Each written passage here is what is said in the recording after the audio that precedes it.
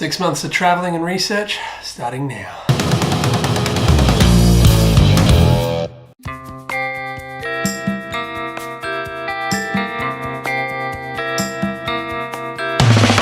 This is it. I'm going.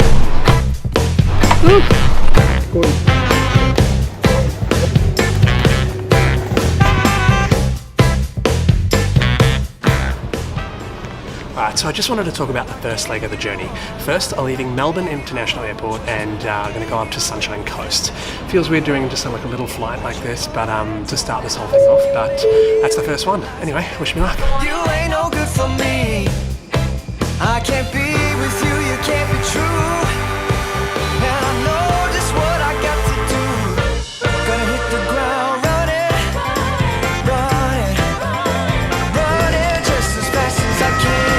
Gonna hit the ground running, running, running just as fast as I can.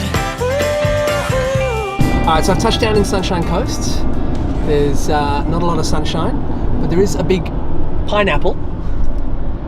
That's the big pineapple. Well, this is my mother, first things first. And today we're going to just go back to her place. We're just going to consolidate things, I guess. I'll settle in a little bit, but not for too long, because tomorrow we're going to be doing a little bit more driving. So we're going back to Mum's place that she's staying at. She's an editor, so she's got a little editing station there, and I'm going to edit some of my videos and do that before the big day tomorrow.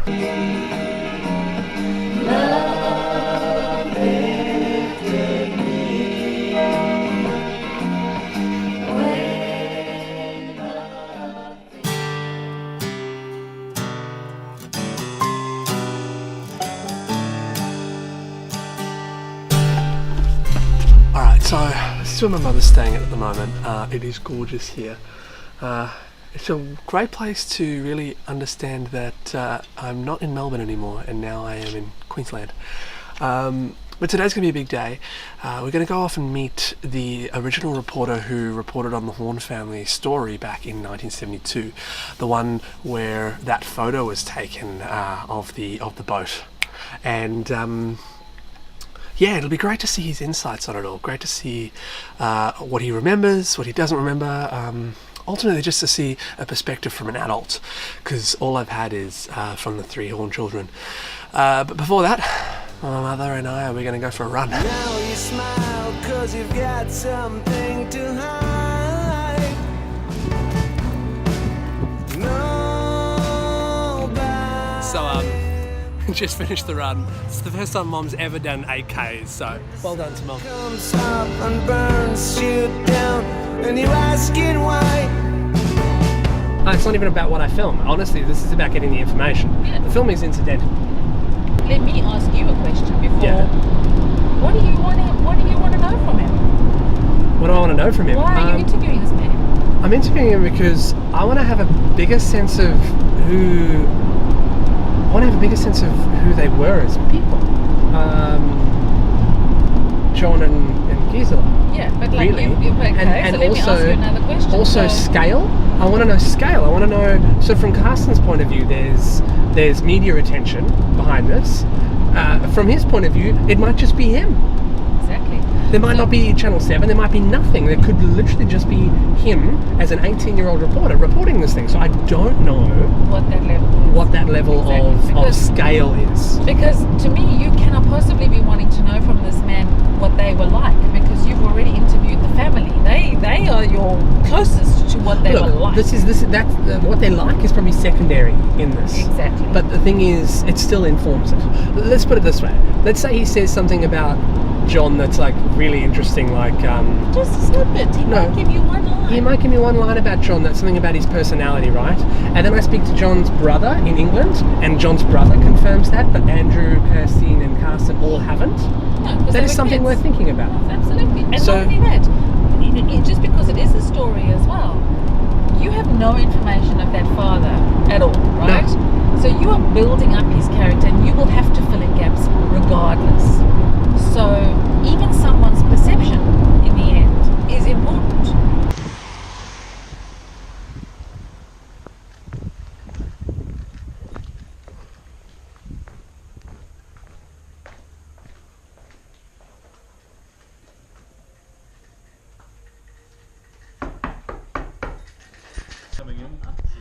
Is that actually? No, it's not on. I don't think so.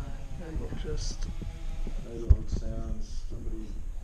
Oh, It's- my favourite thing is the leaf blower. Oh my. Oh, it's the worst thing. It is, It's the worst thing. All right. So, where were you working at the time? So that was my first foray into newspapers, and what used to happen, throw you in the deep end those days, of course, is that one of the first things that they had me doing was they'd send me out with a photographer, go out and find a story boy type of thing, go out, see what you can find, and we stumble upon this family and the kids and the parents and John Horne was an interesting character. Now, was anyone else interested in the story at the time? Perhaps I suspect then that the following day after this, or the following week after this happened, other media would have picked up the story. Yeah. Like the ABC, Channel 7 up there, Yeah. and the radio station or whatever, yeah, I suspect they did. Yeah. I mean, if we had other follow-up stories, I didn't keep them. I didn't keep the clipping because I was only interested in In your story, yeah, for sure. Sure. I kept that one and then moved on to the next one. Well, again, thank you so much. Good to meet you. Good to meet you too. Take See you. care. Thank you.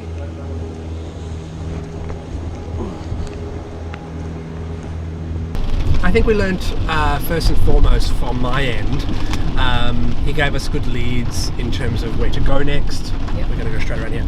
Where to go next, especially finding that archival, like if I can find the negatives. Archives, the negatives. If I can go to Channel 7. Also just about the places of the caravan park. I knew that from Carsten anyway, but it'd be good to go back there. I learned another interesting thing is that the mother wrote updates to the newspaper. She was a little more proactive than what you think she was. Well, no. Yeah, true. A little more proactive. So she wrote Consider actual this. updates to the Even keel. newspaper. She was the even keel. She was trying to keep things normal.